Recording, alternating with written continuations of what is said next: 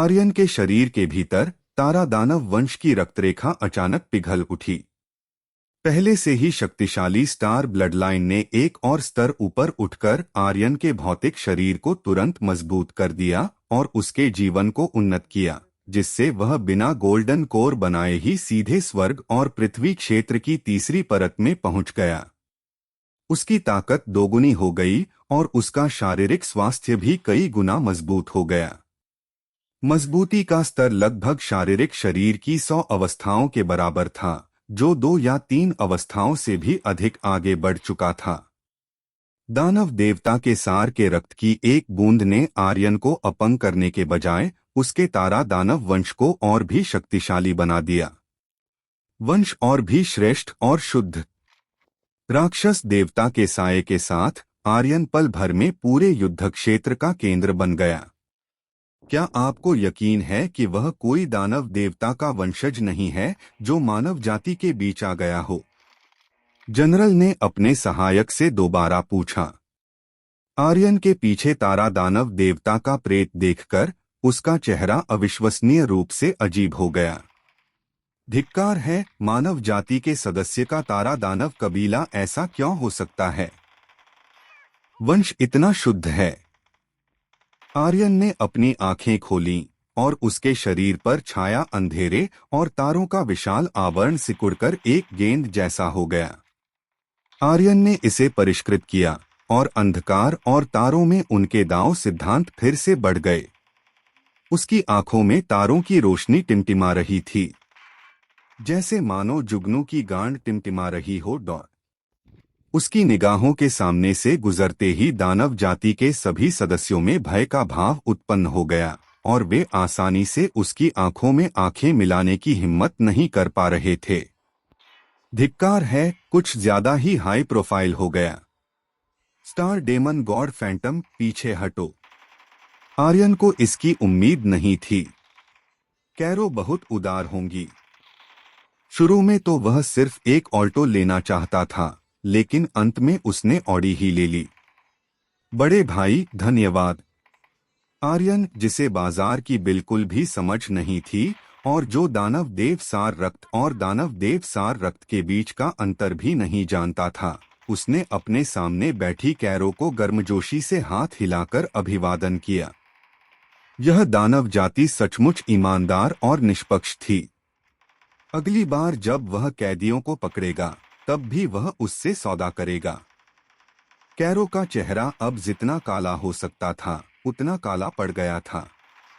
उसने पहले सोचा था कि दानव देवता के सार के रक्त की एक कीमती बूंद खर्च करके वह गुप्त रूप से मानव जाति को मार सकता है। जीनियस। हालांकि उसे उम्मीद नहीं थी कि उसे लाभ से अधिक हानि होगी और इसके बजाय आर्यन ने क्षेत्र में उन्नति भी की।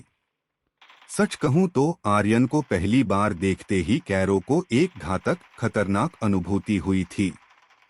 अन्यथा वह दानव देवता के सार के रक्त की एक बूंद का इतनी निर्णायक रूप से उपयोग नहीं करता। मेरे लिए उसे मार डालो, हर हाल में उसे मार डालो। मुझे पूर्वाभास है कि अगर यह आर्यन नहीं मरा तो वह हमारी राक्षस जाति के लिए निश्चित रूप से एक गंभीर खतरा बन जाएगा। कैरो ने आर्यन की ओर इशारा किया और सैनिकों को आर्यन पर हमला करने के लिए भेजा।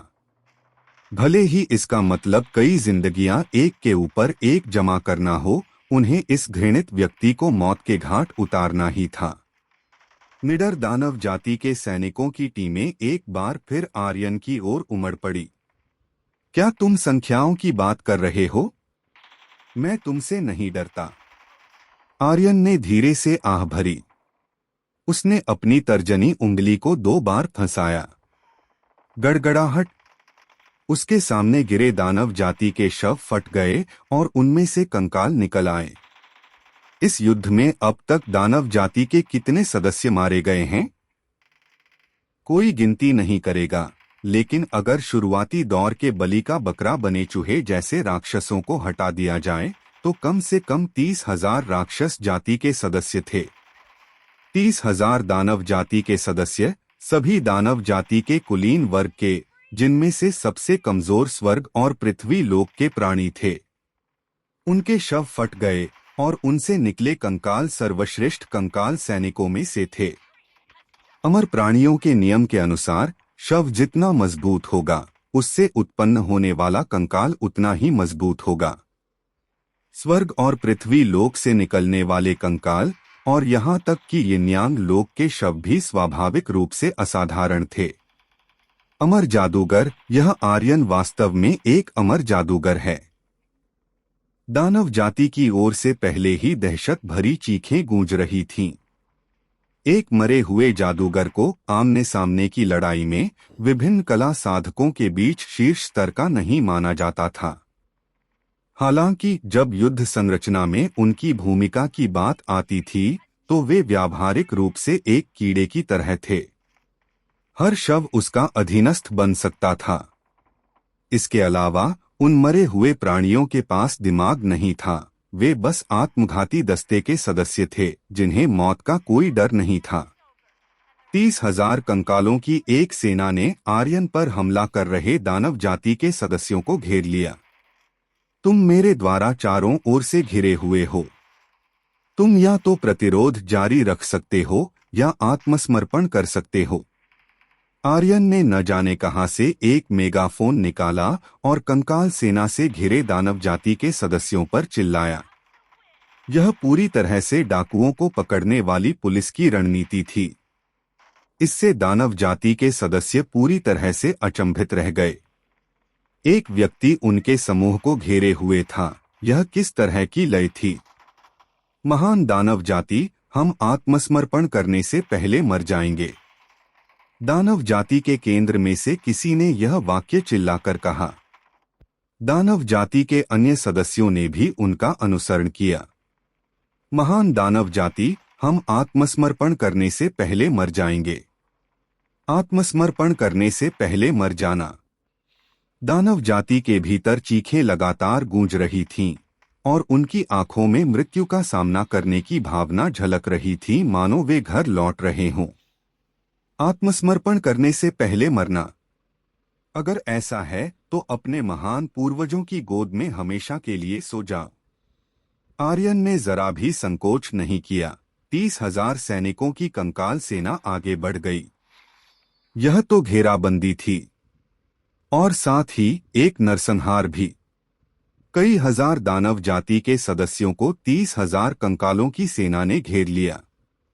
हालांकि इन कंकाल सैनिकों ने बिना किसी विशेष तकनीक के केवल बुनियादी मार्शल आर्ट का इस्तेमाल किया, लेकिन उनकी भयानक गति और निडर युद्ध शैली ही दानव जाति के सदस्यों के लिए काफी थी। सबसे भयावह बात यह थी कि इन कंकाल सैनिकों द्वारा मारे गए दानव जाति के सदस्य जल्द ही फिर से लड़खड़ाते हुए उठ खड़े होते थे। उनके भौतिक शरीर चकनाचूर हो चुके होते थे और एक नया कंकालनुमा शरीर गर्व से खड़ा होता था। जो साथी कुछ समय पहले कंधे से कंधा मिलाकर लड़े थे, वे अब सबसे निर्दयी हत्यारे बन गए। अपनी निर्मम हृदय प्रकृति के बावजूद दानव जाति की तरह वे मानसिक पतन की ओर अग्रसर हुए। अगला कौन होगा? अगला कौन होगा जो मरकर कंकाल सैनिक में बदल जाएगा? दानव जाति के हजारों सदस्य आतंक से भर गए थे। यहाँ तक कि नेता, जो शिखर पर पहुंच गया था, इस बुरे सपने से जाग नहीं सका। मृत्यु ने उन्हें घेर लिया। अमर जनों की तबाही। आर्यन तुरंत मृत्यु के देवता का प्रतिनिधि बन गया। वह अनगिनत दानव जाति के सदस्यों के लिए आतंक का स्रोत बन गया। जब तक यह आर्यन नहीं मरता, तब तक मृत दानव जाति के सदस्य जल्लाद बनकर अपनी तलवारें उन्हीं के विरुद्ध उठा लेंगे। अतीत में कंधे से कंधा मिलाकर लड़ने वाले साथी अंधेरे में सबसे खूंखार हत्यारे बन जाएंगे। इस आर्यन को मार डालो, एनफोर्सर को भेजो। अंतःकारों ने अपना मन बना लिया। भले ही इसका मतलब कुछ महत्वपूर्ण पत्ते पहले ही उजागर करना हो, वह चाहता था कि आर्यन की मृत्यु यहीं हो। यदि आर्यन जीवित बच जाता तो उनकी पूरी दानव जाति को कभी शांति नहीं मिलती। वह स्वर्ग और पृथ्वी लोक में पहले से ही इतना भयानक था। क्या होगा अगर वह या यिन्यांग लोक में पहुंच जाए? नस्लों के इस युद्ध में कौन उसे रोक सकता था? जी महाराज। कारो के सहायक ने आदेश लिया और चला गया। कुछ ही क्षणों बाद काले पंखों वाली दानव जाति के सदस्य आकाश में उड़ने लगे। ये दानव जाति के सदस्य पंख वाले दानव कबीले के थे, जो दानव जाति के भीतर एक प्रसिद्ध समूह था। उनमें से प्रत्येक वयस्कता के बाद स्तर तक पहुंच सकता था। इसके अलावा विंड डेमन क्लैन का हर सदस्य जन्मजात हत्यारा और कातिल था, जो अपने निशान मिटाने और अंधेरे में हत्या करने में सबसे कुशल था। पंख वाले दानव कबीले के कुल 36 सदस्य थे, जिनमें से प्रत्येक हत्यारों का राजा था। दानव जाति के भीतर भी उनका उच्च दर्जा था। हालांकि इस समय वे सबसे विनम्र सेवक थे। पंख वाले दानव कबीले के 30 सदस्यों के सिर के ऊपर अंधेरे में लिपटी एक आकृति भी थी। इस आकृति के भीतर एक संप्रदाय के गुरु स्तर की ऊर्जा और शक्ति मौन रूप से विकसित हो रही थी। प्रवर्तक। हरिओम की आंखें फैल गईं। हरिओम ने सब कुछ सोच समझ लिया था, लेकिन उसने यह अनुमान नहीं लगाया था कि स्वर्ग और पृथ्वी लोक के एक साधारण प्राणी को मारना इतना मुश्किल होगा। मानव जाति, हे भगवान, दानव जाति इतनी हद तक लामबंद हो जाएगी कि वह भयानक एनफोर्सर का उपयोग करने में भी संकोच नहीं करेगी। आर्यन, सावधान रहो। यह एनफोर्सर दानव जाति द्वारा शक्तिशाली व्यक्तियों के शवों का उपयोग करके निर्मित एक सर्वोच्च कठपुतली है। प्रत्येक एनफोर्सर संप्रदाय के गुरु के समान शक्ति रखता है, और जब तक उसका लक्ष्य प्राप्त नहीं हो जाता तब तक वह चैन से नहीं बैठता। उनमें कोई जीवन शक्ति नहीं होती। एक बार प्रकट होने पर उन्हें नष्ट करना कठिन होता है, यहाँ तक कि सच्चे संप्रदाय गुरु स्तर के शक्तिशाली लोगों से भी अधिक परेशानी पैदा करने वाला। हरिओम आर्यन को चेतावनी दे रहा था। दानव जाति के भीतर भी प्रवर्तकों की संख्या बहुत अधिक नहीं थी। आखिरकार संप्रदाय प्रमुख स्तर के शक्तिशाली व्यक्तियों के शवों को ढूंढना बेहद मुश्किल था, और एक प्रवर्तक को परिष्कृत करने के लिए भी अनगिनत संसाधनों की आवश्यकता होती थी। मूल रूप से दानव जाति द्वारा परिष्कृत एनफोर्सर विशेष रूप से मानव जाति के संप्रदाय प्रमुख स्तर और उससे ऊपर के शक्तिशाली व्यक्तियों को निशाना बनाने के लिए थे। हालांकि किसी ने यह उम्मीद नहीं की थी कि आर्यन जैसे मात्र स्वर्ग और पृथ्वी लोक के शक्तिशाली व्यक्ति के लिए दानव जाति भारी कीमत चुकाने में जरा भी संकोच नहीं करेगी और एक ऐसा एनफोर्सर तैनात करेगी जो असंख्य लोगों में भय का संचार कर दे। बच्चे, एक एनफोर्सर के हाथों मरना बहुत बड़ा सम्मान माना जा सकता है। क्या तुम जानते हो कि एक एनफोर्सर की तैनाती में खर्च होने वाले संसाधनों से हमारी दानव जाति के लिए यिनयांग क्षेत्र का एक शक्तिशाली योद्धा भी तैयार किया जा सकता है? कारो का चेहरा गंभीर था। इतनी जल्दी एनफोर्सर को तैनात करना निश्चित रूप से युद्ध पूर्व की उनकी अपेक्षाओं से परे था। यदि इस एनफोर्सर को कोई नुकसान पहुंचता है तो आगामी युद्ध लड़ना मुश्किल हो जाएगा। एक कठपुतली। आखिरकार यह आ ही गई। आर्यन की आंखों में जरा सा भी डर नहीं झलक रहा था, बल्कि उसने शांत भाव से एनफोर्सर की ओर देखा। घृणा को आकर्षित करना, दानव जाति का ध्यान अपनी ओर खींचने की कोशिश करना और उन्हें उससे निपटने के लिए अपनी सबसे शक्तिशाली व्यक्तिगत शक्ति का उपयोग करने के लिए मजबूर करना। क्या यही वह तरीका नहीं था जिसकी उसने पहले से योजना बनाई थी? यदि एनफोर्सर गिर जाए, अब संत की बारी होनी चाहिए। आर्यन के होंठ हल्के से हिले। आकाश में अंधेरा छा गया। पंखों वाले दानव कबीले के 36 सदस्य पहले ही एनफोर्सर को ले जा चुके थे। आर्यन के सिर के ऊपर की मूर्ति। उस एनफोर्सर पर हमला करो, उसे मेरे लिए अपाहिज कर दो। हरिओम ने बिना किसी हिचकिचाहट के अपनी अधीनस्थ सेनाओं को युद्ध की पंक्ति बनाने और एनफोर्सर पर हमला करने का आदेश दिया। जब तक वे इस एनफोर्सर को खत्म नहीं कर देते, तब तक उनके पास जीत की उम्मीद बनी रहेगी। दो सेनाओं के बीच संघर्ष में जीत और हार का असली निर्धारण मुख्य कर्मियों की संख्या से नहीं होता है, बल्कि संप्रदाय गुरु के दायरे से ऊपर के अस्तित्वों की संख्या और शक्ति। प्रकाश की एक विशाल तलवार नीचे की ओर गिरी। मानव जाति की 3000 सैनिकों की युद्ध पंक्ति ने अचानक हमला कर दिया। हालांकि इससे पहले कि विशाल तलवार एनफोर्सर पर गिर पाती, एक बड़े हाथ ने जोरदार प्रहार किया और प्रकाश की विशाल तलवार को बिखेर दिया। संत, इस समय दानव जाति सेंट ने आखिरकार कदम उठाया। वह किसी भी हालत में किसी एनफोर्सर को मानव जाति की प्रकाश की तलवार के संयुक्त हमले से घायल होते हुए नहीं देख सकता था, और उनके इस कदम ने उस वर्ष के संत के समझौते का उल्लंघन किया था। हालांकि संत ने अपना चेहरा नहीं दिखाया, यह केवल एक विशाल हाथ था, इसलिए कोई भी यह निर्धारित नहीं कर सका कि उसने अवैध रूप से कोई चाल चली थी। दरअसल किसी को नहीं पता था कि किस संत ने इस विशाल हाथ को बुलाया था। राक्षस जाति, तुमने सचमुच एक संत की शक्ति का उपयोग किया। हरिओम की सांसें तेज चल रही थीं, उसकी आंखें खून से लाल और भयंकर थीं। हालांकि यह एक विश्व युद्ध था, एक नस्लीय युद्ध था, लेकिन संत का समझौता एक ऐसा समझौता था जो कई दुनियाओं से जुड़ा था, और किसी के द्वारा भी इसका उल्लंघन या इसे अपवित्र नहीं किया जाना चाहिए था। मुझे तुम्हारा इंतजार था। जैसे ही बड़ा हाथ दिखाई दिया, पूर्व दिशा के जेड की आंखें चमक उठीं। उनके सामने एक प्राचीन वेदी प्रकट हुई।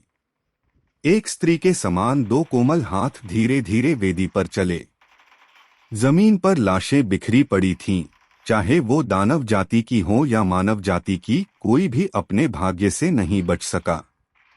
आर्यन द्वारा बुलाई गई कंकाल सेना की आंखों में मौजूद आत्मा की ज्वालाएं भी उसमें समाहित हो गईं, और वेदी पर चढ़ाई जाने वाली भेंट का हिस्सा बन गईं। मेरे नाम पर दूसरे छोर का द्वार खोलो।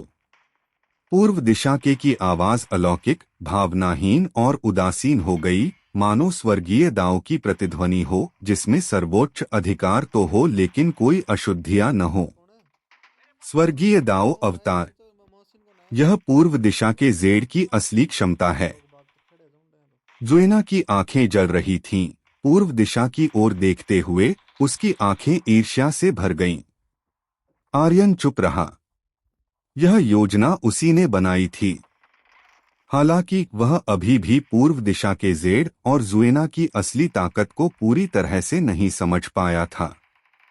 स्वर्गीय दाओ अवतार ने उन्हें पूर्व दिशा के जेड की वास्तविक शक्ति के एक कोने की झलक देखने की अनुमति दी। आर्यन के दिल में हलचल मचाने के लिए महज एक कोना ही काफी था। शून्य लोक में एक रोएंदार जानवर का पंजा नीचे उतरा। एक चटकने की आवाज के साथ वह धीरे से टकराया। संत का प्रकाशमय हाथ क्षणभंगुरता में विलीन हो गया। स्वर्गीय मार्ग के समक्ष एक संत भी चींटी की तरह इतने विनम्र और नाजुक प्रतीत होते थे। उसी समय जानवर के पंजे से दबाव की एक हल्की सी लहर निकली और नीचे की ओर उतरी। विंग्ड डेमन क्लैन के सभी 36 सदस्य, जिनमें एनफोर्सर भी शामिल था, खून की उल्टी करते हुए गिर पड़े। वे अपनी पीठ पर एक मूर्ति ढो रहे थे, जो उसी समय चकनाचूर होकर धूल में बदल गई। एक प्रवर्तक दानव जाति द्वारा बड़ी सावधानी से परिष्कृत और एक तुरुप का पत्ता माना जाने वाला कठपुतली इस प्रकार पूरी तरह से गायब हो गया। कारो का दिल दर्द से धड़क रहा था। वह दानव जाति के लिए एक प्रवर्तक के मूल्य और महत्व को समझता था। लगभग अमर संप्रदाय के गुरु स्तर के अस्तित्व के मामले में वे आमतौर पर इसका उपयोग करने की हिम्मत भी नहीं करते। अब जबकि यह नष्ट हो चुका है, भले ही वह दानव जाति का नेतृत्व करते हुए शेन्यू शहर पर विजय प्राप्त कर ले, फिर भी प्राप्त पुण्य शायद एक प्रवर्तक को लापरवाही से खोने के पाप की भरपाई करने के लिए पर्याप्त नहीं होंगे। लेकिन फिर उस युवक की ताकत क्या थी? वह आर्यन से भी अधिक असामान्य कैसे था? उसने सहजता से बलिदान अर्पित किए और एक रोएंदार जानवर के पंजे को बुलाया जो आसानी से एक संत के विशाल हाथ को झटक सकता था। संत का पृथ्वी के छोर तक पीछा करो। पूर्व दिशा के ने फिर से बात की, अभी भी अविश्वसनीय रूप से उदासीन और भावहीन। ऐसा लग रहा था मानो वह सचमुच एक स्वाभाविक मध्यस्थ में परिवर्तित हो गया हो, संत के मंत्र की बची हुई आभा का उपयोग करते हुए, जो अभी पूरी तरह से विलीन नहीं हुई थी, संत के ठिकाने का पता लगाने के लिए निशान का पीछा कर रहा था। एक बार जब वह सफल हो गया तो वह संत सार्वजनिक जांच के दायरे में आ जाएगा और संत समझौते के उसके उल्लंघन का भी खुलासा हो जाएगा, जिससे वह सभी का निशाना बन जाएगा। बूंद एक जोरदार धमाका हुआ। उस राक्षस का पंजा नीचे आया और उसने दानव जाति के अज्ञात संख्या में सदस्यों को मार डाला। उन दानव जाति के सदस्यों के रक्त और मांस के भीतर से एक संत एक साधारण दानव जाति के सदस्य के वेश में प्रकट हुआ। सिपाही ने अचानक हरकत की। उसने अपनी बाहें फैला दी और एक विशाल प्रकाश स्क्रीन प्रकट हुई। राक्षस के पंजे के झटके का असर प्रकाश की आड़ में दब गया और प्रकाश के पर्दे के अंदर संत का चेहरा पीला पड़ गया था और अच्छा नहीं दिख रहा था। उसका पता चल गया। संत समझौते के उल्लंघन का खुलासा होने का मतलब था कि असंख्य लोगों के सभी संत उसे घेर लेंगे और उसका पीछा करेंगे। उसे लगा कि सब कुछ सुचारू रूप से चल रहा है, लेकिन किसे पता था कि बीच में ही एक ऐसा भयानक युवक प्रकट हो जाएगा जो संत स्तर के मंत्रों को भी समझने में सक्षम होगा और बची हुई ऊर्जा का उपयोग करके उसका स्थान पता लगा लेगा। धिक्कार है जूनियर, अगर तू मेरे खिलाफ साजिश रचेगा तो मैं तुझे भी अपने साथ नीचे गिरा दूंगा। दानव जाति संत क्रोधित हो गए और अपने हाथ में राजदंड लहराने लगे। राजदंड के शीर्ष पर एक खोपड़ी थी और खोपड़ी की आंखों के गड्ढों से अचानक पन्ना हरे रंग की दो प्रकाश किरणें निकली। स्वर्गीय दाओ, रक्षा करो। पूर्व दिशा के जेड ने फिर हमला किया। उसने बचाव के लिए जानवर के पंजे को कुशलता से इस्तेमाल किया। राक्षस का पंजा पन्ना हरे प्रकाश से टकराया। दोनों एक दूसरे को नष्ट कर गए। एक फूंक के साथ पूर्व दिशा के ने अचानक मुंह भर खून थूक दिया। वह स्वर्गीय दाओ की निर्ममता की अवस्था से पीछे हट गया। उसका चेहरा पीला पड़ गया और उसकी आभा कमजोर हो गई।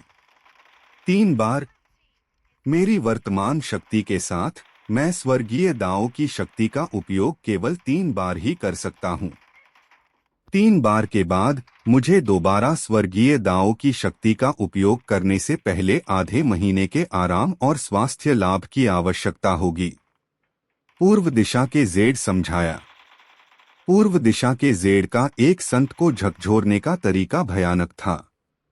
अगर वह बिना किसी लागत के लगातार इस तरह की विधि का उपयोग कर सकता है तो इससे लोगों में संदेह पैदा होगा। एक ऐसी विधि जो किसी संत का मुकाबला कर सके, उसका उपयोग लगातार केवल 3 बार ही किया जा सकता है और उसके बाद ठीक होने में आधा महीना लग जाएगा। इसके विपरीत यह लोगों के संज्ञानात्मक पैटर्न के अनुरूप था। बाकी सब मुझ पर छोड़ दो। मैं सुनिश्चित करूंगा कि वह आए लेकिन वापस न लौटे। अगर यह कहीं और होता तो किसी संत को मारना असंभव होता, लेकिन इस प्राचीन युद्ध क्षेत्र में किसी संत को मारना मुश्किल नहीं होगा। आर्यन ने धीरे से पूर्व दिशा के जेड को आश्वस्त किया। अगर पूर्व दिशा के ने इतना कुछ कर लिया है और फिर भी वह किसी संत को मारने का काम पूरा नहीं कर सका और जुएना को मिशन पूरा करने में मदद नहीं कर सका, तो बेहतर होगा कि वह टोफू का एक टुकड़ा ढूंढे और अपना सिर फोड़ ले। आर्यन की आवाज गिरी।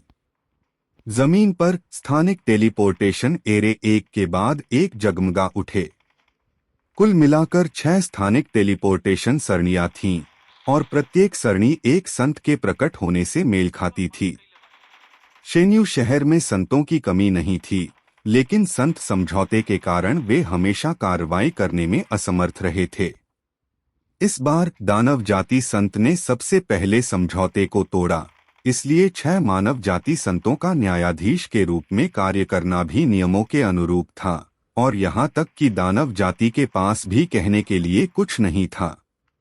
क्या आप आत्महत्या करना चुनते हैं या हमें आपको मारने देते हैं? एक महिला मानव जाति संत लंबी और हष्टपुष्ट थीं। उन्होंने गुलाबी रंग का युद्ध कवच पहना हुआ था, उनके हाथ में एक लंबा भाला था और वे राजसी थीं, किसी भी तरह से पुरुष संत से कमतर नहीं थीं। उसकी आवाज गहरी और धीमी थी। अगर वे इस अवसर का उपयोग किसी दानव जाति को मारने के लिए कर सकें तो संत तो भले ही शेन्यू शहर गिर जाए, मानव जाति को हारने वाला पक्ष नहीं माना जाएगा। मूल्य के लिहाज से एक संत स्तर का शक्तिशाली केंद्र किसी प्राचीन शहर से कहीं अधिक श्रेष्ठ था। आर्यन, क्या ये सब तुम्हारी ही योजनाएं हैं? जोएना की आंखें चौड़ी हो गईं और उसने आर्यन को पूर्ण अविश्वास के भाव से देखा। उसे उम्मीद नहीं थी कि उसके बगल में खड़ा यह युवक, जो खुद को छात्र बता रहा था, वास्तव में दानव जाति के खिलाफ साजिश रच सकता है।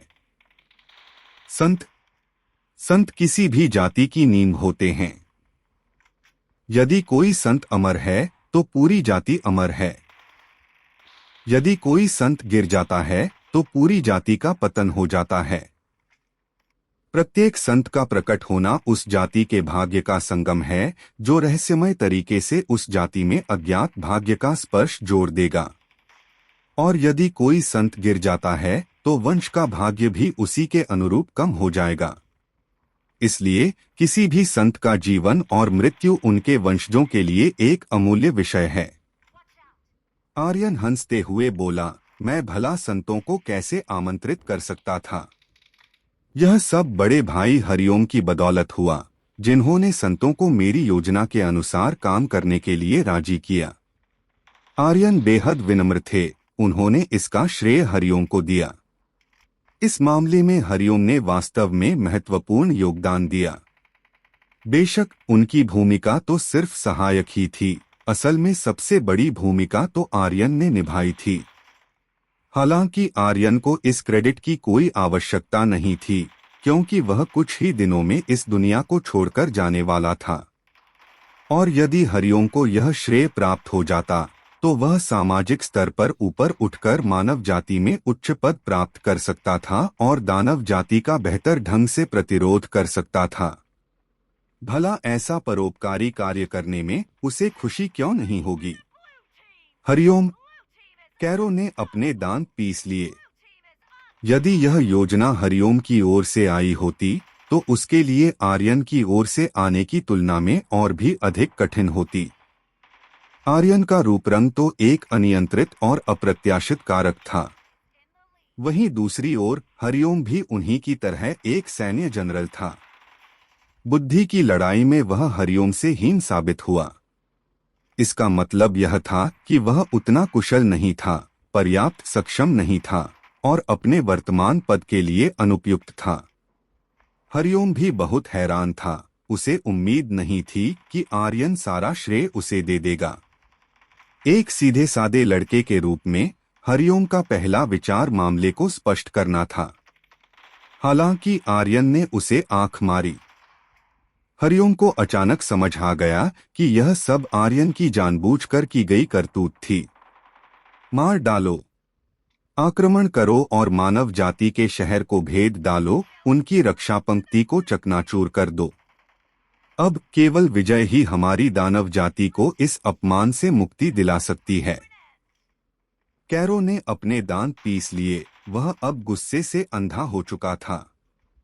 एक प्रवर्तक को खोना, एक दानव जाति का पर्दाफाश करना, न्याय के लिए संत बनना और यहाँ तक कि अपनी ही अक्षमता के कारण मानव जाति के एक सेनापति से मात खाना। कैरो समझ गया था कि अगर वह यह युद्ध हार गया तो उसे कितने क्रूर परिणाम और दंड का सामना करना पड़ेगा। उसने पूरी ताकत लगाने का फैसला किया। यदि वह थोड़े समय में शेन्यू शहर पर कब्जा कर लेता तो वह शेन्यू शहर में रहने वाले अनगिनत मानव जाति के लोगों की जान का इस्तेमाल मानव जाति को मजबूर करने के लिए कर सकता था। संत अपनी जाति के संत को बख्शने के लिए। लेकिन कैरो को इसकी उम्मीद नहीं थी। आर्यन यही प्रभाव चाहते थे।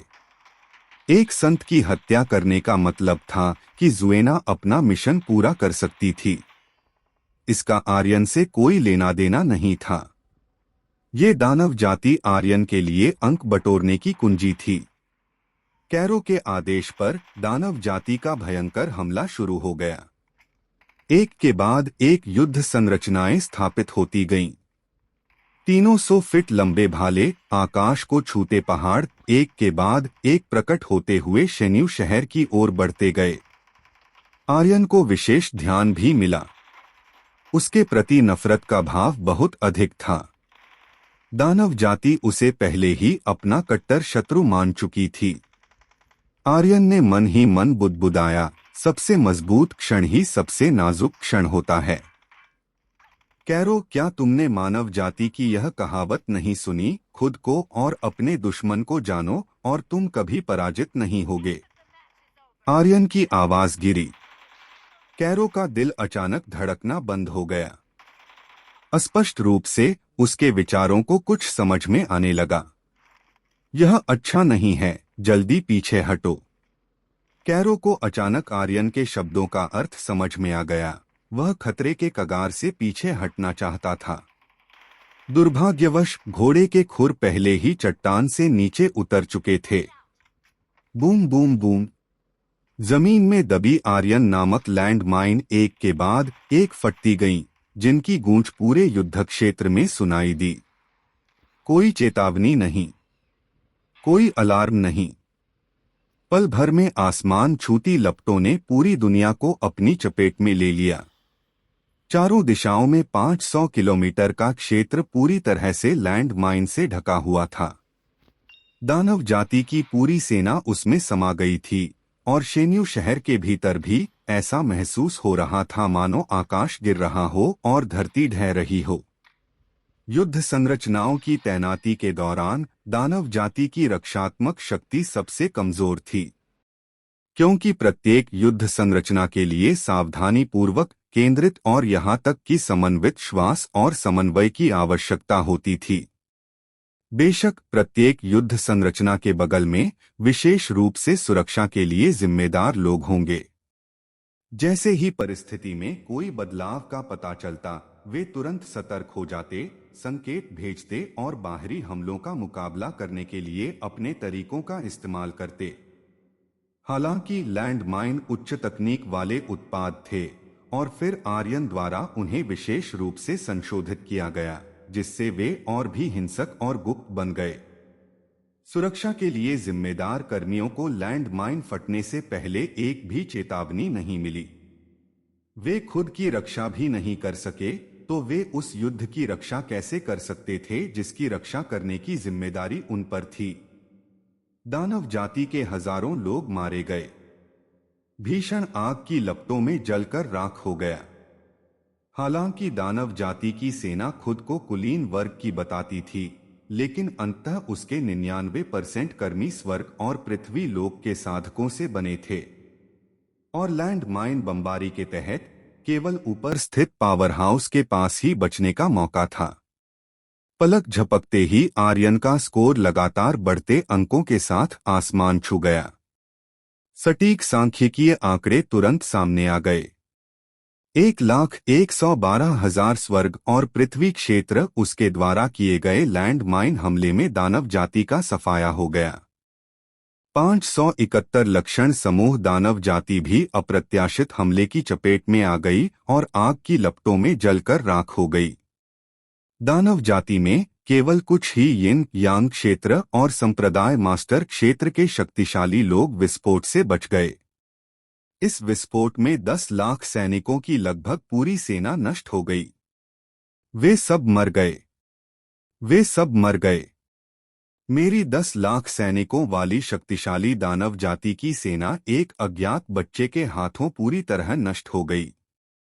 कैरो रो भी रही थी और हंस भी रही थी, मानो पागल हो गई हो। असल में वह एक भयंकर हमला करके शेन्यू शहर को भेदना चाहता था और फिर शेन्यू शहर में रहने वाले मानव जाति के लोगों की जान को दानव जाति के लोगों की जान के बदले में सौदेबाजी के तौर पर इस्तेमाल करना चाहता था।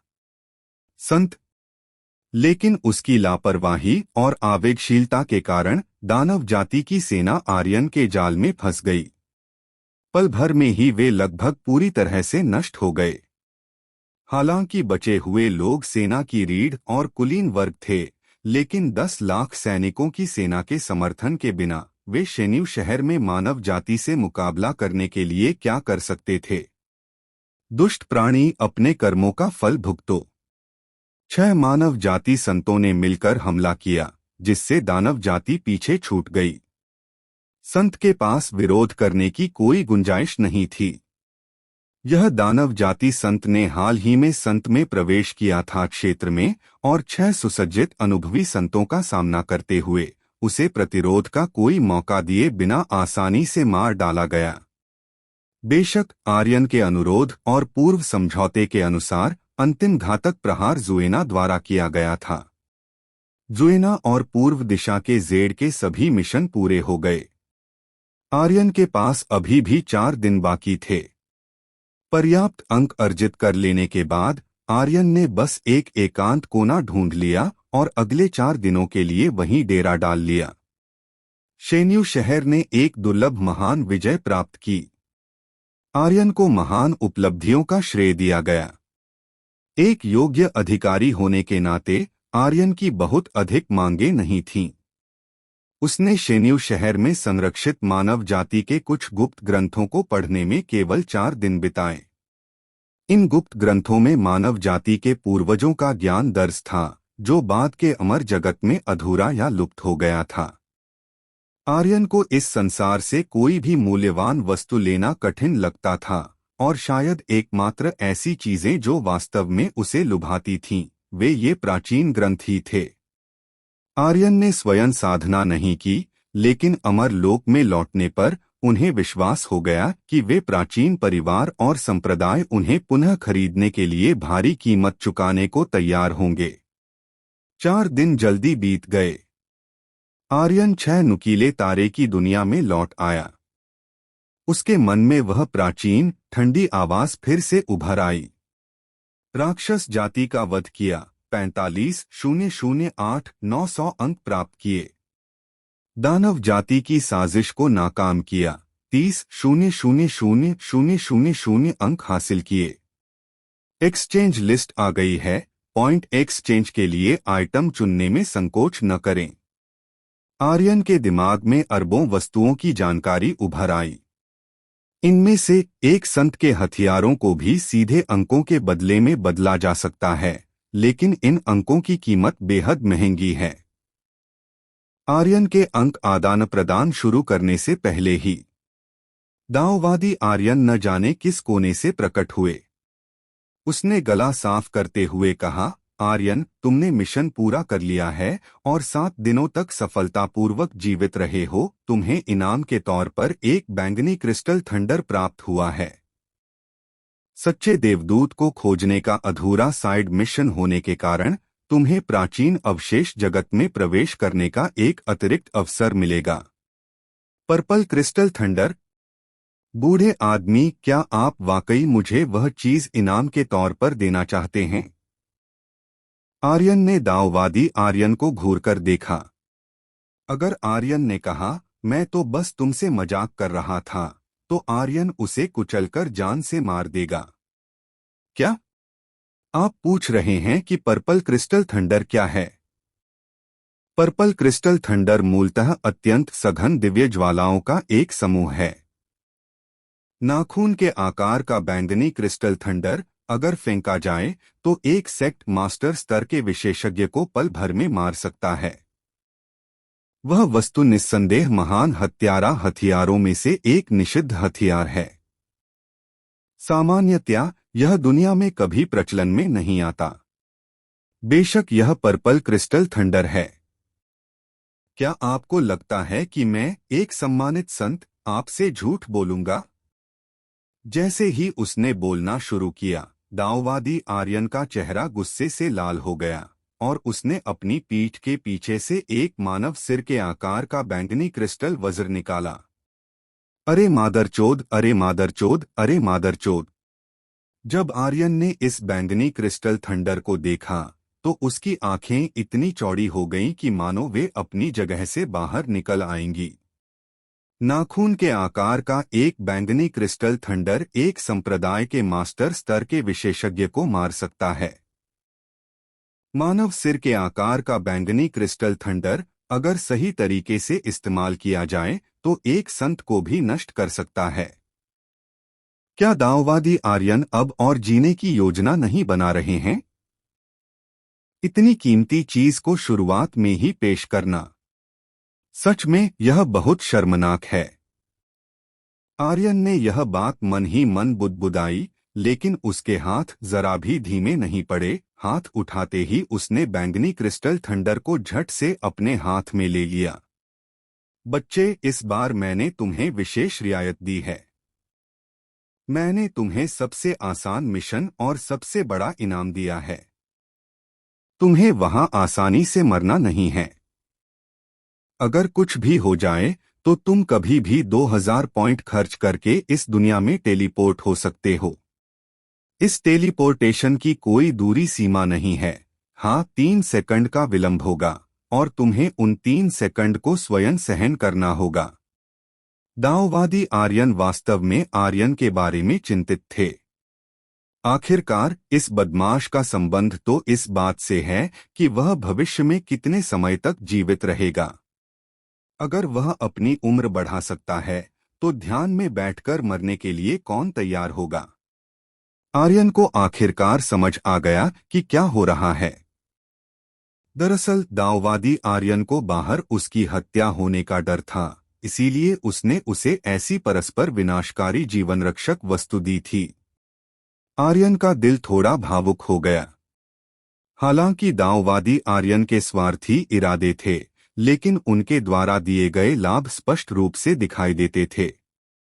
बूढ़े साहब, मुझे माफ करना। दरअसल मेरे पास अभी भी पंच तत्व की कुछ गोलियां बची हैं। आपने मेरे प्रति जो अच्छा व्यवहार किया है, हमेशा मेरी भलाई का ध्यान रखा है, उसे देखते हुए मैं आपको अपना सारा स्टॉक दे दूंगा। आर्यन ने 5 तत्वों की गोलियों से भरा एक थैला निकाला। ध्यानपूर्वक गिनने पर कुल 3000 गोलियां निकलीं। दाओवादी आर्यन का मुंह खुला का खुला रह गया। उसकी आंखें मानो बाहर निकल आई थीं। पंच तत्व की गोली जैसी औषधीय गोलियां जो किसी संत के जीवन को बढ़ा सकती हैं, क्या उन्हें सावधानी पूर्वक रेशम के डिब्बे में अत्यंत कीमती रूप से संग्रहित नहीं किया जाना चाहिए? और क्या उनके लिए दैनिक चढ़ावे और बलिदान की आवश्यकता नहीं होनी चाहिए? यह आदमी इन्हें रखने के लिए सांप की खाल के थैले का इस्तेमाल कैसे कर सकता है? जिसे इसके बारे में ज्यादा जानकारी न हो, वह तो यही सोचेगा कि वह कबाड़ बेच रहा है। दाओवादी आर्यन की तिरस्कारपूर्ण दृष्टि देखकर आर्यन ने ठंडी सांस ली। दाओवादी आर्यन ने बार बार सुलह भरी मुस्कान दी और कहा, मेरा मतलब ऐसा नहीं था। 3005 तत्वों की गोलियां। यदि प्रत्येक गोली जीवन को 12 दिन तक बढ़ा सकती है तो यह लगभग 10 वर्ष का जीवनकाल है। अपने जीवनकाल के 10 वर्षों के दौरान दाओवादी आर्यन ने अपनी पुरानी गरिमा का भी त्याग कर दिया था। उसने आर्यन के बुरे प्रभाव के आगे सीधे अपना सिर झुका दिया। तभी आर्यन आनंद से भर उठे और उन्होंने औषधीय गोलियां दाओवादी आर्यन को सौंप दीं। दाओवादी आर्यों ने पंच तत्वों की गोली स्वीकार की। वह अनजाने में हल्के से सिर हिलाने लगा। आर्यन, मैं आपको सलाह नहीं देता कि आप इन सभी पॉइंट्स को एक साथ इस्तेमाल कर लें। इनका कई अद्भुत उपयोग हैं, सिर्फ दिव्य सामग्री या हथियारों के आदान प्रदान के लिए ही नहीं। उदाहरण के लिए 2000 पॉइंट्स खर्च करने से आप किसी भी समय प्राचीन अवशेष जगत में लौट सकते हैं, जो एक मानक जीवन रक्षक तकनीक है। साथ ही 500 पॉइंट्स खर्च करने से आपको प्राचीन अवशेष जगत में 7 अतिरिक्त दिनों का जीवन समय मिल सकता है। यह भी एक अविश्वसनीय सौभाग्य है। इनके अलावा ऐसी कई अन्य चीजें हैं जिन्हें संसाधनों से भी प्राप्त नहीं किया जा सकता, लेकिन पॉइंट्स के आदान प्रदान से उन्हें प्राप्त किया जा सकता है। आपको यह जानना चाहिए कि इस प्राचीन अवशेष जगत की रचना करने वाला मानव जाति का एक दिव्य पूज्य, पुनर्जन्म का दिव्य पूज्य है। उसकी दिव्य शक्तियां असीम हैं, जो भौतिक रूपांतरण और यहाँ तक कि मृतकों को पुनर्जीवित करने में सक्षम हैं, और वह सर्वशक्तिमान है। यह प्राचीन अवशेष जगत मानव जाति की भावी पीढ़ियों के लिए उसके द्वारा छोड़ा गया एक परीक्षण स्थल है। इसके भीतर मिशन पूरे करने और पुरस्कार अंक प्राप्त करने से आपको अप्रत्याशित लाभ मिलेंगे। जब दाओवादी आर्यन ने पुनर्जन्म के दिव्य पूज्य का जिक्र किया तो उनका पूरा चेहरा लालसा और तड़प से भर गया। आर्यन ने दाओवादी आर्यन की तल्लीनता में खलल नहीं डाला। अपने मन की गहराइयों में वह चुपचाप घनी तरह से भरी हुई विनिमय सूची का अध्ययन कर रहा था। प्राचीन युग से विरासत में मिली 9 क्रांतियों की रसायन विद्या तकनीक, जिसे स्वयं पुनर्जन्मित दिव्य पूज्य ने परिपूर्ण किया है। केवल सर्वोच्च प्रतिभा वाले रसायन विद्या के ज्ञाता ही इसे परिष्कृत कर सकते हैं। इसके बदले में 12,000 अंक चाहिए। जब आर्यन ने यह जानकारी देखी तो उसकी आंखें अनायास ही चमक उठीं। यह तो अच्छी खबर है। प्राचीन काल से विरासत में मिली पुनर्जन्म के दिव्य पूज्य द्वारा स्वयं सिद्ध की गई। यह निश्चित रूप से एक पूर्ण गुप्त तकनीक होगी। सबसे महत्वपूर्ण बात यह है कि इसे एक्सचेंज करने के लिए केवल 12,000 पॉइंट लगते हैं। क्या यह एक आदर्श, स्वादिष्ट और किफायती सौदा नहीं है? ठीक है, बस यही है। मेरे लिए एक बदल दो। आर्यन ने 9 क्रांतियों की रसायन विद्या तकनीक का आदान प्रदान किया। यह चीज तो मानो उसी के लिए विशेष रूप से बनाई गई थी। कीमियागिरी की 9 क्रांतियां, प्रत्येक क्रांति अलग, स्वर्ग को चुनौती देने वाली अमर आरोहण, एक गोली से शाश्वत। विज्ञापन का नारा तो वाकई अच्छा था, लेकिन उसका वास्तविक प्रभाव कहना मुश्किल है। वैसे भी ये तो सिर्फ 12,000 पॉइंट्स हैं। 12,000 पॉइंट्स से आपको नुकसान नहीं होगा। 12,000 पॉइंट्स से आपको कोई धोखा नहीं मिलेगा। आप जो कुछ भी खरीदेंगे वो सस्ता होगा, सब कुछ फायदे का सौदा होगा। आर्यन ने 9 रिवॉल्यूशंस अल्केमी टेक्निक की एक प्रति का आदान प्रदान किया, फिर कुछ अपेक्षाकृत दुर्लभ सामग्रियों का यादृच्छिक रूप से आदान प्रदान किया, और फिर जाने की तैयारी की। दाओवादी आर्यन सही थे। उन्हें इन अंकों को बचाकर रखना होगा, ताकि भविष्य में अगर उन्हें किसी ऐसी चीज की जरूरत पड़े जो उन्हें कहीं और न मिले तो वे उसे यहां से प्राप्त कर सकें। ओह ठीक है, जुएना और पूर्व दिशा के जेड कहाँ हैं? आर्यन ने प्राचीन अवशेष जगत से बाहर आने के बाद से इन दोनों का कोई सुराग नहीं देखा था। क्या ऐसा हो सकता है कि इन दोनों को कुछ फायदे मिले और फिर वे चुपके से गायब हो गए? आर्यन ने दाओवादी आर्यन को संदेह भरी नजरों से देखा। दाओवादी आर्यन बड़बड़ाया, वे दोनों हमारी मानव जाति के वंशज नहीं हैं। जैसा कि कहावत है, यदि मेरी जाति के नहीं हैं तो उनका हृदय अवश्य ही भिन्न होगा। जब वे प्राचीन अवशेष जगत से निकले तो मैंने उन्हें सीधे कुछ पुरस्कार दिए और फिर उन्हें रक्तलोक में वापस भेज दिया। ओह, उन्हें क्या पुरस्कार मिले? क्या आप थोड़ा बता सकते हैं? आर्यन की गपशप करने की प्रवृत्ति में जबरदस्त उत्साह था। वे मानव जाति के नहीं हैं, इसलिए भले ही उन्होंने मिशन पूरा किया और पुरस्कार प्राप्त किए, लेकिन यह आपके पुरस्कार से बहुत कम है। उस महिला को संत की कलाकृति का उपयोग करने के 3 मौके मिले, और उस पुरुष को दिव्य इच्छा का हथेली के आकार का एक टुकड़ा मिला। हालांकि जब वे चले गए तो वे काफी संतुष्ट प्रतीत हुए। दाओवादी आर्यन ने बेपरवाही से कहा, ओ दाओवादी आर्य वास्तव में तुच्छ थे, क्योंकि वे मानव जाति नहीं थे, इसलिए उनके पुरस्कार बहुत कम थे। लेकिन मुझे यह तरीका पसंद है। उन्हें जितना कम मिलेगा, भविष्य में मेरे लिए उतना ही अधिक बचेगा। कुछ औपचारिक बातचीत के बाद आर्यन चले गए। उनके दूसरे चाचा कौशिक अभी भी बाहर इंतजार कर रहे थे।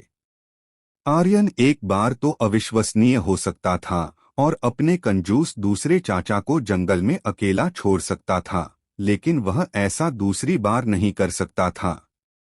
अन्यथा यदि उस बूढ़े व्यक्ति, कुल के मुखिया, को इसके बारे में पता चल जाता तो वह क्रोध से आग बबूला हो जाता। 6 परमाणु तारे की दुनिया में वापसी। दूसरे चाचा कौशिक अभी भी उसी स्थान पर इंतजार कर रहे थे। उनका चेहरा चिंता से भरा हुआ था। ऐसा लग रहा था कि वे अपने भतीजे आर्यन को लेकर बहुत चिंतित हैं। दूसरे चाचा, मैं वापस आ गया हूँ। आर्यन ने कौशिक का सहजता से स्वागत किया। कौशिक ने जल्दबाजी में कहा, जल्दी मेरे साथ अमर लोक चलो। मुझे आभास हो रहा है कि अमर लोक में कुछ बहुत बड़ा बदलाव आया है। कौशिक के स्वर में चिंता थी। आर्यन ने हैरानी भरी नजरें दिखाईं। अत्यधिक बदलाव? क्या हुआ? चलो चलते हैं, मैं रास्ते में समझा दूंगा। कल्लुष ने आर्यन को खींच लिया और शैतान के कुएं में कूद गया। पलक झपकते ही वे दोनों गुप्त वन जगत के बाहर स्थित अमर जगत में लौट आए। आर्यन ने अभी तक ठीक से अपनी जगह भी नहीं बनाई थी। एक जोरदार धमाके के साथ आकाश से एक विशाल आग का गोला नीचे आया। इस अग्निगोले ने आर्यन को पूरी तरह से अपनी चपेट में ले लिया। उसका पूरा शरीर आग के गोले में समा गया। हे भगवान! इस युवा मालिक पर कौन घात लगाकर बैठा है? बाहर निकलो, इस युवा मालिक को देखने दो कि मैं तुम्हें मार सकता हूं या नहीं। आग का गोला बड़ा था, लेकिन हमेशा की तरह वह सिर्फ दिखावा था, उसमें कोई सार नहीं था। इसका तापमान केवल 3 से 500 डिग्री के आसपास था, जो सामान्य जन्मजात और अर्जित स्वास्थ्य समस्याओं के लिए एक आपदा हो सकता है। कृषक आर्यन के लिए यह ज्यादा से ज्यादा हीटिंग पैड से थोड़ा ही ज्यादा गर्म महसूस हुआ। आर्यन ने हमले का सामना किया। वह घायल नहीं हुआ, लेकिन उसकी मोटी चमड़ी और मजबूत मांस की तुलना में कौशिक आर्यन से कहीं अधिक कमजोर था। एक तेज हवा का झोंका हवा को चीरता हुआ कौशिक की गर्दन के पास से बाल बाल गुजरा। अगर कौशिक समय रहते बच न जाता तो शायद उसका सिर धड़ से अलग हो चुका होता। आपके लोग कौन हैं? जिस दिशा से 8 कल्टीवेटर तकनीकें आई थीं, उसका अनुसरण करते हुए आर्यन ने शीघ्र ही उनका स्रोत खोज लिया। सैकड़ों मानव जाति के योद्धा पूर्णतया हथियारों से लैस प्रचंड हत्या के इरादे से ओतप्रोत थे, और उनके पीछे दर्जनों अनुभवी कला साधक थे, जो सटीकता के साथ आगे बढ़ रहे थे और पीछे हट रहे थे। वे निश्चित रूप से अनुभवी सैनिक थे जिन्होंने अनगिनत युद्धों में सहयोग किया था। दिव्य पवन सेना सैन्य कर्तव्य निभा रही है। किसी को भी हमें परेशान करने की अनुमति नहीं है। सैकड़ों लोगों की उस टीम में एक व्यक्ति जो पुलिस अधिकारी जैसा दिखता था, उसने कहा। उसका रवैया काफी अहंकारी था और उसकी निगाहें आर्यन को ऊपर से नीचे तक घूर रही थीं। वह ऐसे दिख रहा था मानो कोई कसाई वध के लिए तैयार मेमने का निरीक्षण कर रहा हो। आर्यन को उस तरह से देखा जाना बिल्कुल पसंद नहीं था। दिव्य पवन सेना? अमर जगत में मानव जाति के बीच मैंने ऐसी किसी सेना के बारे में कभी क्यों नहीं सुना। और क्या सैन्य कर्तव्यों का पालन करते समय आप यूं ही नागरिकों का अंधाधुंध नरसंहार कर सकते हैं? आर्यन ने सवाल किया। अभी अभी हुए उन 2 हमलों का क्या मतलब था? उसके और डिवाइन वाइंड लीजन के बीच अतीत में कोई द्वेष या हालिया दुश्मनी नहीं थी। इस तरह जल्दबाजी में हमला करके लोगों को मार डालना, क्या यह कुछ ज्यादा ही अत्याचारपूर्ण नहीं था? नागरिकों का नरसंहार करने में क्या बुराई है? महान विजय के लिए बाहरी प्राणियों को खदेड़ने के लिए भले ही अधिक लोगों का बलिदान देना पड़े, हमारी अमर सोसाइटी की दिव्य पवन सेना संकोच नहीं करेगी। उस व्यक्ति ने आखिरकार अपने मूल स्थान का खुलासा कर दिया। जब आर्यन ने अमर सोसाइटी ये 3 शब्द सुने तो वह अपनी आंखें थोड़ी सिकोड़ने से खुद को रोक नहीं पाया। यह संगठन काफी अविश्वसनीय लगता है। वह ब्लड मार्शल कबीले में पहले ही गहरी पैठ बना चुका था, लेकिन अमर सोसाइटी का संपर्क व्यक्ति अभी तक क्यों नहीं आया? इसके बजाय यहां उसने फिर से अमर सोसाइटी का नाम सुना। अपनी तथाकथित जीत के लिए आम नागरिकों को महज तमाशबीन की तरह कुर्बान करना, यह कैसी तर्कसंगत बात थी? आर्यन ने डिवाइन वाइंड लीजन की बयानबाजी का उपहास किया। जब तक मेरा मूड अच्छा है और मैं कोई नरसंहार शुरू नहीं करना चाहता, जल्दी से यहां से चले जाओ। आर्यन ने आगे की ओर इशारा किया, उसकी आवाज गरजती हुई सी थी। वह अभी नरसंहार शुरू नहीं करना चाहता था। आखिरकार इस जंगल में कई विचित्र चीजें थीं। पहले आर्यन एक नन्हा योद्धा था जो बाघ से नहीं डरता था और उसमें ऐसी कोई जागरूकता नहीं थी, लेकिन जैसे जैसे उसकी शक्ति बढ़ी, आर्यन के मन में इस जंगल के प्रति श्रद्धा का भाव और भी बढ़ गया। हमें रास्ता भटकाओगे? हाँ, मैंने गलत तो नहीं सुना। हम तो इतने सारे हैं और तुम सिर्फ 2 हो। असल में तो तुम्हें ही रास्ता भटकना चाहिए, है ना? नेता ने बड़े ही तिरस्कार और अहंकार भरे लहजे में बोलते हुए अपना कान खुजाया। 2 लोग? क्या तुम्हें गिनना नहीं आता? कौशिक लगभग एक तेज हवा के ब्लेड से मारा गया था और उसका स्वभाव भी बहुत उग्र था। वह अचानक बाहर निकला और आर्यन के पास चला गया। एक के बाद एक राक्षसी जीव घनी आबादी में प्रकट हुए और तेजी से सैकड़ों सैनिकों वाली दिव्य पवन सेना को घेर लिया।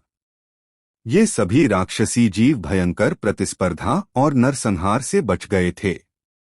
हर एक पिछले वाले से अधिक शक्तिशाली था। उनमें से सबसे कमजोर अब स्वर्ग और पृथ्वी लोक की शक्ति रखते थे, और कुछ तो। उदाहरण के लिए एक विशाल छिपकली, जिसमें ड्रैगन की वंश परंपरा जागृत हो गई थी, ने घर जितना बड़ा अपना सिर फैलाया और अपनी 2 लाल आंखों से उस अभिमानी नेता को घूरने लगी।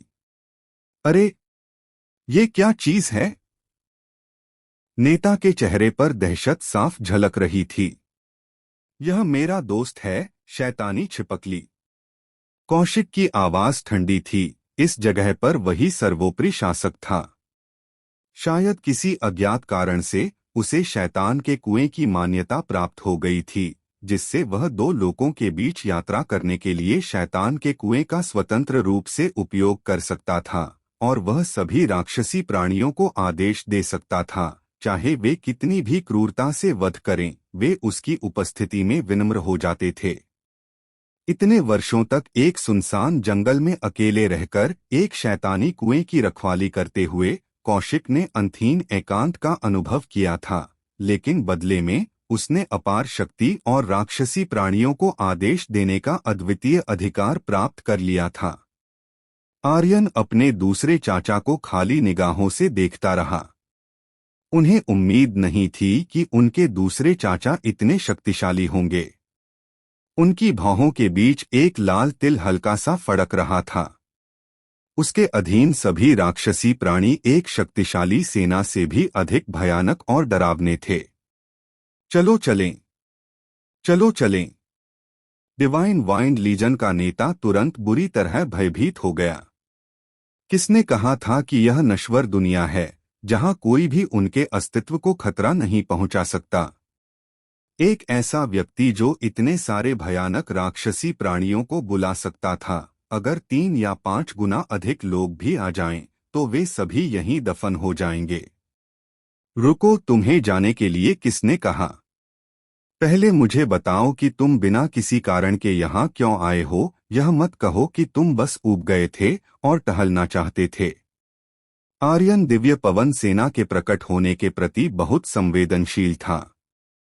अमरावती देश दिव्य मृदा अभी पूरी तरह से प्रकट नहीं हुई थी और आर्यन ने भी इस दिव्य मृदा के भीतर छिपे रहस्यों की जांच नहीं की थी। मैं नहीं कह सकता, मैं नहीं कह सकता।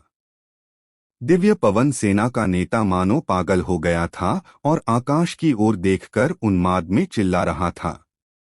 आखिर चल क्या रहा है? मैंने तो अभी तक यातना का सहारा भी नहीं लिया है। आर्यन पूरी तरह से अचंभित था।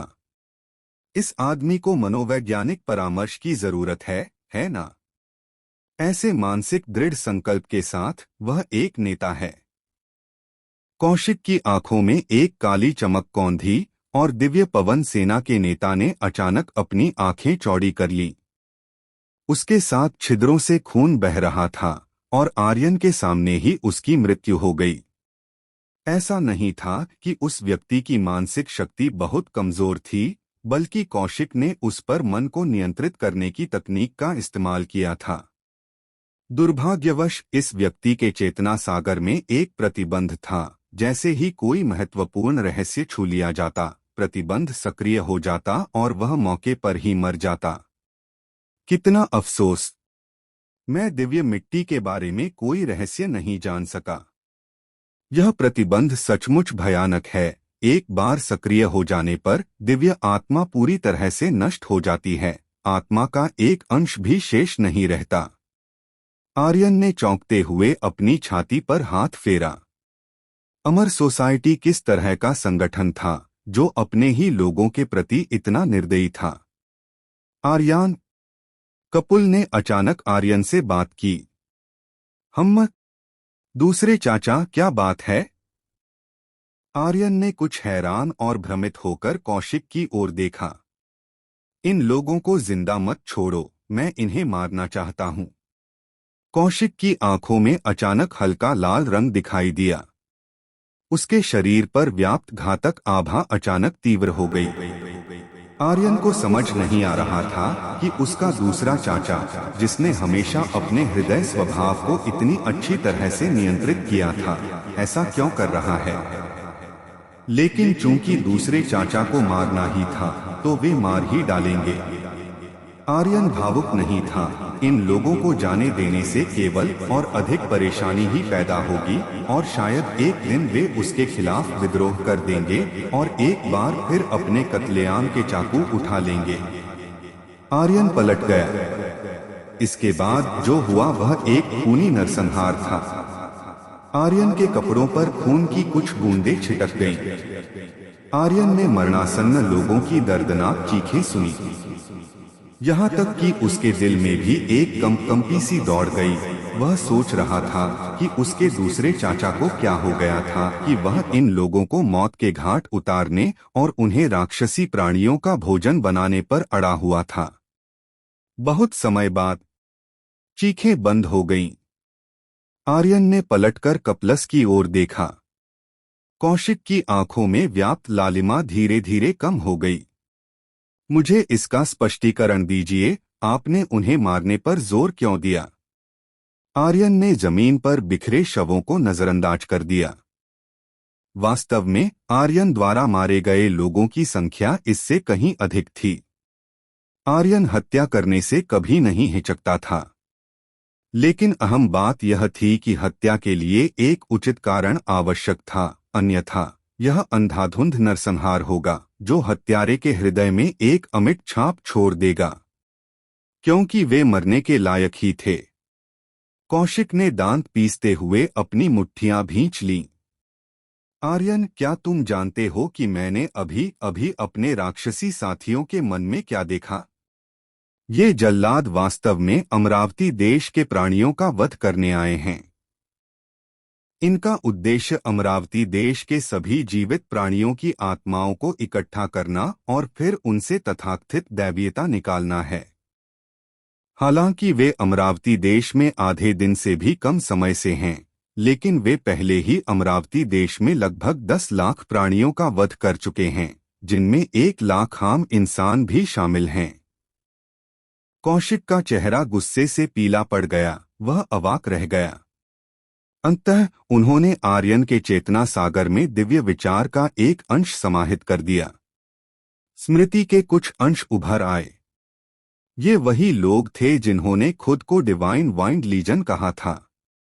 कपड़े में लिपटे नवजात शिशु, गर्भवती महिलाएं, उन्होंने उन मासूम बच्चों को भी नहीं बख्शा।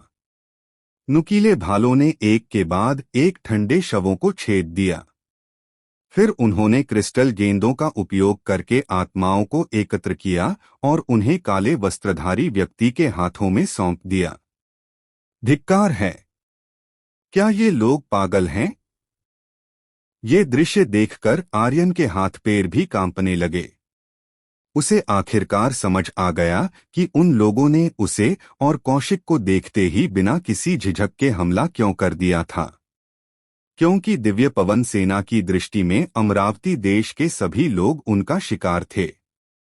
अगर उसने और कौशिक ने अपनी असाधारण शक्ति का प्रदर्शन करके उनकी जादुई शक्तियों को नष्ट न किया होता, तो शायद वे उसके और कौशिक के साथ बराबरी का व्यवहार नहीं कर पाते।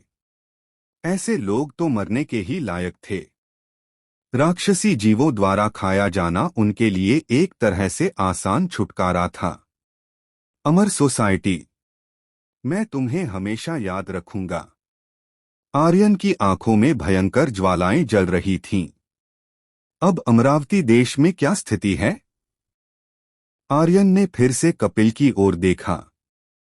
हालात ठीक नहीं हैं। ऐसा लगता है कि इन लोगों ने अमरावती देश को सुअर और भेड़ पालने की जगह बना लिया है। 1 लाख लोगों को मारने के बाद उन्होंने शोध के लिए 1 लाख लोगों को बंदी भी बना लिया है। अमरावती देश के बचे हुए लोगों को नियंत्रण में ले लिया गया है। उन्हें अमरावती देश की सीमा से 1 कदम भी बाहर जाने की अनुमति नहीं है। कौशिक को जो जानकारी मिली वह काफी विस्तृत थी। क्या ऐसा है? आर्यन ने धीरे धीरे अपने हृदय में उमड़ रहे क्रोध को दबा लिया। इस समय मात्र क्रोध करना व्यर्थ था, शीघ्र से जल्द समाधान खोजना ही सच्चा मार्ग था। अमरावती देश पर कब्जा करने और उसे नियंत्रित करने के लिए जिम्मेदार लोगों का सामान्य क्षेत्र क्या है और उनकी संख्या कितनी है? खुद को और अपने दुश्मन को जानो और तुम कभी पराजित नहीं होगे। हालांकि आर्यन का स्वभाव उग्र था, लेकिन वह एक सतर्क और मृत्यु से भयभीत व्यक्ति भी था। दूसरा पक्ष इतना निडर था कि जाहिर तौर पर उसे पहचाने जाने का कोई डर नहीं था। तो फिर हमें इसके बारे में क्या करना चाहिए? कौशिक चिंता से जल रहा था। आर्यन आखिरकार एक बाहरी व्यक्ति थे, पृथ्वी से पुनर्जन्म लेकर आए थे। इस स्थिति में आर्यन शांत रह सकते थे, क्योंकि सीधे शब्दों में कहें तो अमरावती देश के लोगों का उनसे कोई खास संबंध या मेलजोल नहीं था। आर्यन का क्रोध महज मानवीय सहानुभूति से प्रेरित था।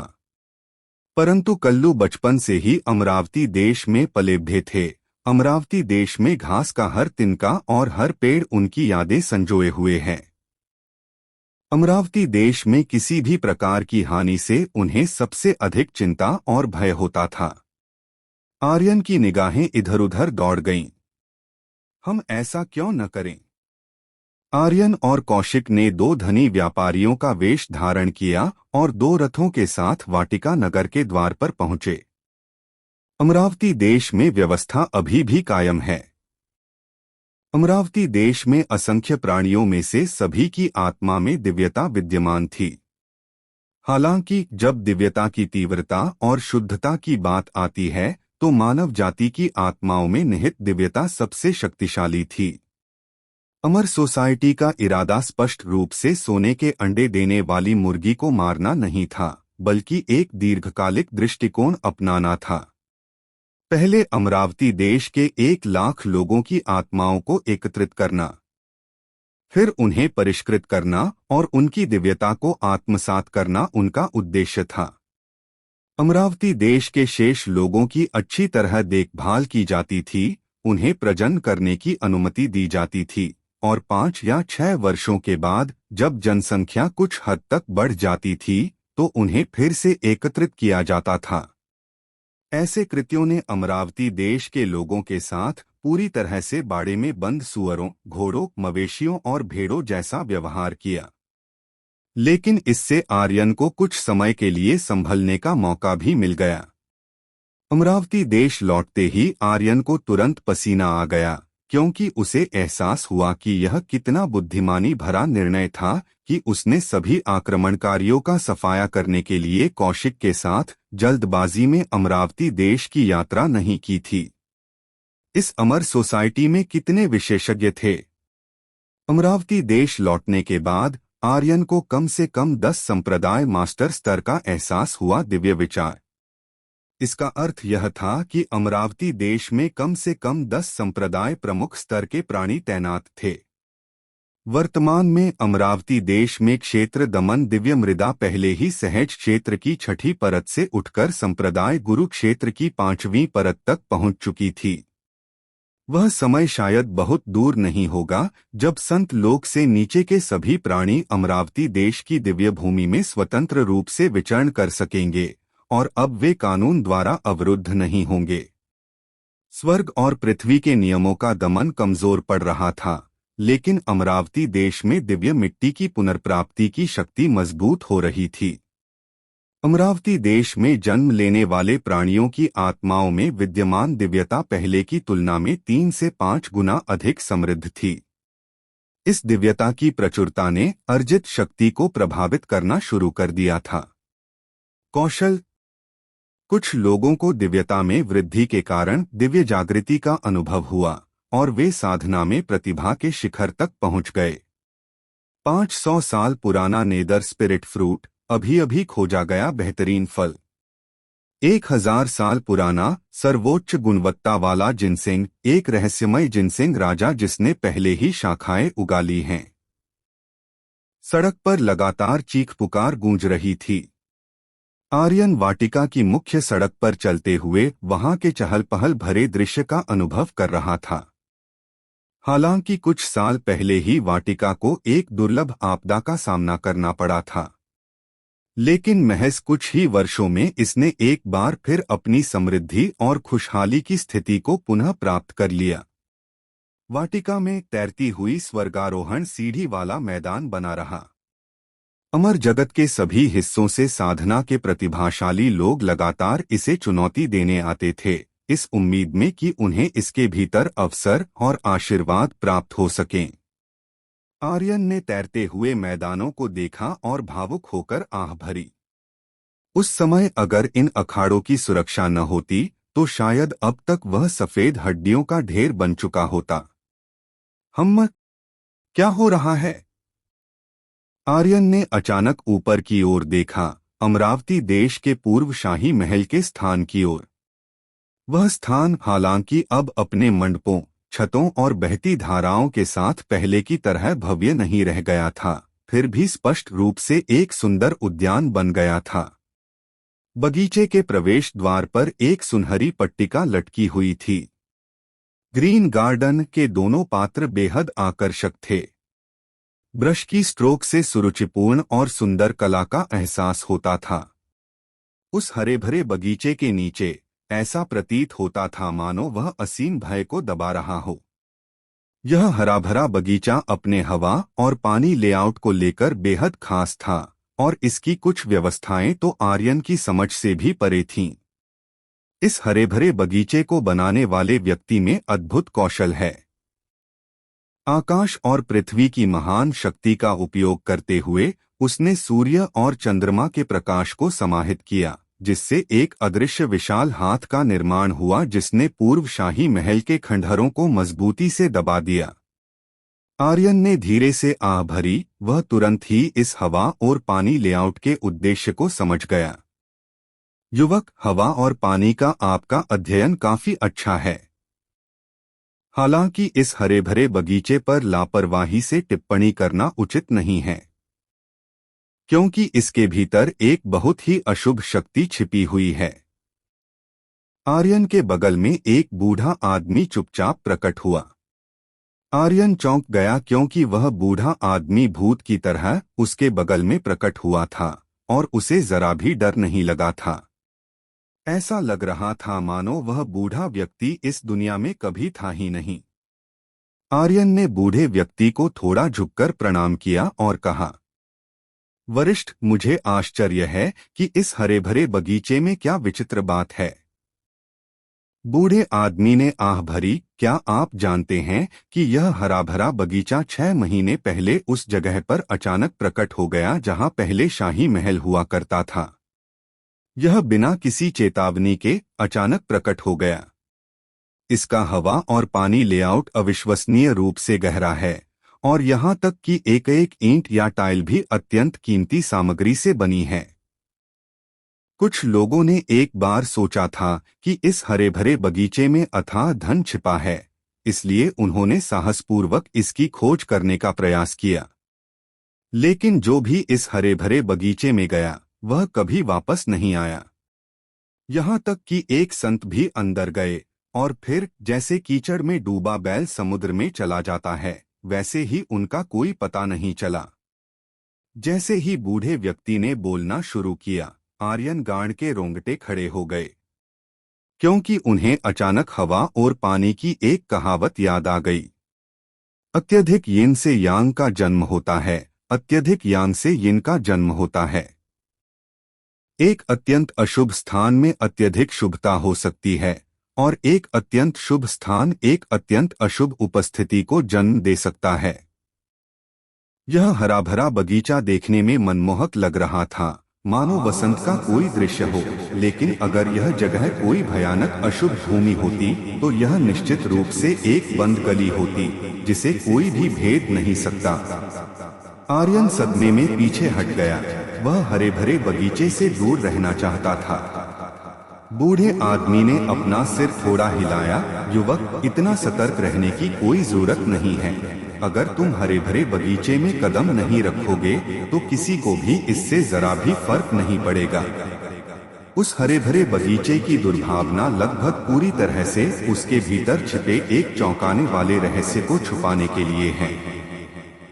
वह बूढ़ा व्यक्ति काफी जानकार प्रतीत होता था। आर्यन ने भी उनका असाधारण स्वभाव देखा। क्या मैं आपका नाम पूछ सकता हूँ, सीनियर? आर्यन आज आपके स्मरण के लिए सदा आभारी रहेगा। बूढ़े व्यक्ति ने उदासीनता से मुस्कुराते हुए कहा, आप सूर्य परिवार के वंशज हैं, इसलिए आपको याद दिलाना मेरा अधिकार है। मेरे आपके पूर्वजों के साथ अनगिनत संवाद हुए थे। हमारे बीच के झगड़े और दुश्मनी को 3 दिन और 3 रात तक बात करने पर भी पूरी तरह से बयान नहीं किया जा सकता। वरिष्ठ, मुझे आश्चर्य है कि इस हरे भरे बगीचे में क्या विचित्र बात है। बूढ़े आदमी ने आह भरी, क्या आप जानते हैं कि यह हरा भरा बगीचा 6 महीने पहले उस जगह पर अचानक प्रकट हो गया जहां पहले शाही महल हुआ करता था। यह बिना किसी चेतावनी के अचानक प्रकट हो गया। इसका हवा और पानी लेआउट अविश्वसनीय रूप से गहरा है और यहाँ तक कि एक एक ईंट या टाइल भी अत्यंत कीमती सामग्री से बनी है। कुछ लोगों ने एक बार सोचा था कि इस हरे भरे बगीचे में अथाह धन छिपा है, इसलिए उन्होंने साहसपूर्वक इसकी खोज करने का प्रयास किया। लेकिन जो भी इस हरे भरे बगीचे में गया वह कभी वापस नहीं आया। यहाँ तक कि एक संत भी अंदर गए और फिर जैसे कीचड़ में डूबा बैल समुद्र में चला जाता है, वैसे ही उनका कोई पता नहीं चला। जैसे ही बूढ़े व्यक्ति ने बोलना शुरू किया, आर्यन गांड के रोंगटे खड़े हो गए, क्योंकि उन्हें अचानक हवा और पानी की एक कहावत याद आ गई। अत्यधिक यिन से यांग का जन्म होता है, अत्यधिक यांग से यिन का जन्म होता है। एक अत्यंत अशुभ स्थान में अत्यधिक शुभता हो सकती है और एक अत्यंत शुभ स्थान एक अत्यंत अशुभ उपस्थिति को जन्म दे सकता है। यह हरा भरा बगीचा देखने में मनमोहक लग रहा था, मानो वसंत का कोई दृश्य हो, लेकिन अगर यह जगह कोई भयानक अशुभ भूमि होती तो यह निश्चित रूप से एक बंद गली होती जिसे कोई भी भेद नहीं सकता। आर्यन सदमे में पीछे हट गया। वह हरे भरे बगीचे से दूर रहना चाहता था। बूढ़े आदमी ने अपना सिर थोड़ा हिलाया। युवक, इतना सतर्क रहने की कोई जरूरत नहीं है। अगर तुम हरे भरे बगीचे में कदम नहीं रखोगे तो किसी को भी इससे जरा भी फर्क नहीं पड़ेगा। उस हरे भरे बगीचे की दुर्भावना लगभग पूरी तरह से उसके भीतर छिपे एक चौंकाने वाले रहस्य को छुपाने के लिए है। वह बूढ़ा व्यक्ति काफी जानकार प्रतीत होता था। आर्यन ने भी उनका असाधारण स्वभाव देखा। क्या मैं आपका नाम पूछ सकता हूँ, सीनियर? आर्यन आज आपके स्मरण के लिए सदा आभारी रहेगा। बूढ़े व्यक्ति ने उदासीनता से मुस्कुराते हुए कहा, आप सूर्य परिवार के वंशज हैं, इसलिए आपको याद दिलाना मेरा अधिकार है। मेरे आपके पूर्वजों के साथ अनगिनत संवाद हुए थे। हमारे बीच के झगड़े और दुश्मनी को 3 दिन और 3 रात तक बात करने पर भी पूरी तरह से बयान नहीं किया जा सकता। मेरा पुराना पद उल्लेख करने लायक नहीं है। अब मैं वाटिका में दिव्यगुप्त पर्वत का एक मामूली संरक्षक मात्र हूँ। जैसे ही बूढ़े व्यक्ति के शब्द मुंह से निकले, आर्यन को और भी अधिक यकीन हो गया कि बूढ़े व्यक्ति की उत्पत्ति रहस्यमय है। उनका सूर्य परिवार के पूर्वजों से संपर्क था, जिसका अर्थ है कि वे काफी वृद्ध थे, क्योंकि उन्होंने सूर्य परिवार की कई पीढ़ियों को बड़े होते देखा था। और दिव्यगुप्त पर्वत, आर्यन बचपन में उस जगह पर गया था। यह एक बहुत ऊंची पर्वत श्रृंखला नहीं थी, लेकिन ऐसा कहा जाता था कि इसके भीतर एक विशाल और भव्य स्वर्ग छिपा हुआ था। बेशक यह अमरावती देश में सिर्फ एक किंवदंती थी। इसे कोई गंभीरता से नहीं लेगा। स्वर्ग जो अमर और अविनाशी है, वह कैसे गिर सकता है और एक छोटी पर्वत श्रृंखला में दब सकता है? हालांकि दिव्यगुप्त पर्वत के अच्छे हवा और पानी के कारण अमरावती देश में महान योगदान देने वाले कई लोगों को उनकी मृत्यु के बाद दिव्यगुप्त पर्वत में दफनाया गया था। उस स्थान को अमरावती देश के शाही परिवार द्वारा निषिद्ध भूमि घोषित किया गया था। आम लोग वहां आसानी से कदम नहीं रख सकते थे। दिव्यगुप्त पर्वत। आर्यन ने चुपचाप इस स्थान का नाम दोहराया और उसके मन में दिव्यगुप्त पर्वत के बारे में कुछ किंवदंतियां उभर आईं। वरिष्ठ, क्या दिव्यगुप्त पर्वत और मेरे सूर्य परिवार के बीच कोई अवर्णनीय संबंध है? इन 3 शब्दों को बोलते ही मेरे दिल में एक अजीब सी धड़कन क्यों महसूस होती है? आर्यन ने धीमी आवाज में बात की, मानो उसने किसी बात को छू लिया हो। वार्डन हंसते हुए बोला, यह दिव्यगुप्त पर्वत तुम्हारे सूर्य परिवार के पूर्वजों का कब्रिस्तान है। बीते समय का सूर्य परिवार आज की तरह सरल नहीं था। 10,000 वर्षों के उतार चढ़ाव के बाद कभी शक्तिशाली रहा यह परिवार आज इस हालत में पहुंच गया है। गिरा हुआ। आर्यन ने वार्डन की ओर आश्चर्य से देखा। वर्तमान सूर्य परिवार, चाहे कुछ भी हो, अमर विश्व में मानव जाति के बीच एक प्रथम श्रेणी का परिवार था। यह सचमुच एक पतन है। अतीत का सूर्य परिवार एक दिव्य राक्षस परिवार था जो अमर जगत में सर्वोच्च स्थान रखता था। प्रत्येक परिवार के रक्त में दिव्य राक्षसों की इच्छा प्रवाहित होती थी। शिष्य। साधना के गहन होने और संसाधनों के संचय के साथ दिव्य राक्षसों की वंश परंपरा धीरे धीरे मजबूत होती जाएगी और अंततः पूर्णतः जागृत होकर दिव्य राक्षसों के समान शक्तिशाली अस्तित्व में परिवर्तित हो जाएगी। वार्डन की आंखों में लालसा भरी हुई थी। बीते समय का सूर्य परिवार इतना समृद्ध था, असंख्य लोकों में इतना प्रसिद्ध था और उनमें अपना एक विशेष स्थान रखता था। लेकिन इतना शक्तिशाली सूर्य परिवार अपनी वर्तमान स्थिति में कैसे आ गया? आपके कहे अनुसार सूर्य परिवार के सभी शिष्य उत्कृष्ट और श्रेष्ठ थे। उन्हें तो अजेय होना चाहिए था। आर्यन को एहसास हुआ कि सूर्य परिवार के बारे में उनकी समझ अभी भी बहुत उथली थी। ऐसा प्रतीत होता था कि जिस दिन से उसने कल्टीवेटर वर्ल्ड में कदम रखा, उसी दिन से उसे बहिष्कार का सामना करना पड़ा। यह बहिष्कार प्रारंभ में शिष्यों के बीच कुछ संघर्षों और तिरस्कार के कारण हो सकता था, लेकिन अंतिम चरण में आर्यन को अस्पष्ट रूप से सूर्य परिवार के कुछ महत्वपूर्ण सदस्यों की आकृतियां दिखाई देने लगीं जो गुप्त रूप से इसे निर्देशित कर रहे थे। मुझे ठीक से याद नहीं कि उस समय क्या हुआ था। मुझे बस इतना पता है कि सूर्य परिवार के कुछ पूर्वजों ने अमर लोक की रक्षा के लिए युद्ध के मैदान में लड़ाई लड़ी और शहीद हो गए, और सूर्य परिवार के कुछ अन्य पूर्वज बाहरी लोकों में चले गए और कभी वापस नहीं लौटे।